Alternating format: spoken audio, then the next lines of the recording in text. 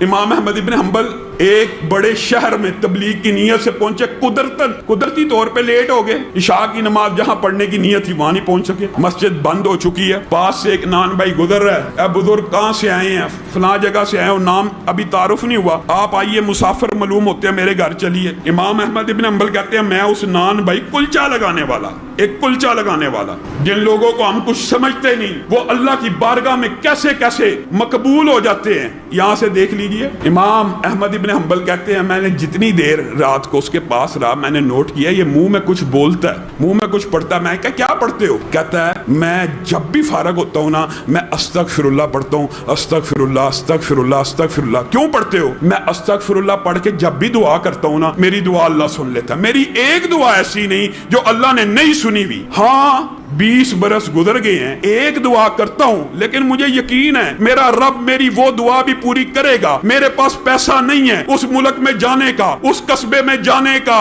میں اللہ سے دعا کرتا ہوں موت سے پہلے امام احمد ابن حنبل کی زیارت کروا دے۔ امام احمد ابن حنبل رونا شروع ہو گئے، کہا اللہ نے، میں ہی امام احمد ابن حنبل ہوں، میرے کان سے پکڑ کر مجھے تیرے گھر میں پہنچا دی ہے۔ بتائیے انسان اللہ سے مانگ رہا ہے، جب اللہ سے مانگ رہا ہے تو کیا اس کو یہ وہم ہونا چاہیے اللہ نہیں سنے گا؟ یہ وہم دل سے نکالنا ہے، خلوص نیت سے۔ پھر دعا کی قبولیت کے اندر ایک جو بڑا سب سے بڑا فیکٹر ہے وہ یہ بھی ہے کہ انسان جتنا سچ بولنے والا ہوگا اتنی جلدی دعا، انسان کا رزق جتنا پکیزہ ہوگا اتنی جلدی دعا قبول ہوگی۔ اس کی دلیل کیا ہے؟ یہ بھی حدیث سے ثابت۔ نبی کریم صلی اللہ علیہ وسلم نے کہا ایک بندہ خانہ کعبہ کے اندر ہے، مسافر ہے، مسافر کی دعا قبول ہوتی ہے۔ جن لوگوں کی دعائیں قبول ہوتی ہیں نا، یہ بھی بات یاد رکھیں، موضوع اصل میں طویل، اپنی بات کو مختصر کرتا ہوں انشاءاللہ، اس کے بعد تراویح پڑھتے ہیں۔ جن لوگوں کی دعا قبول ہوتی ہے ان میں مسافر شامل ہے، ان میں مظلوم شامل ہے، ان میں اللہ کے فضل و کرم سے ہم روزے دار شامل ہیں۔ روزے دار کی پورے دن کی دعا قبول ہوتی ہے۔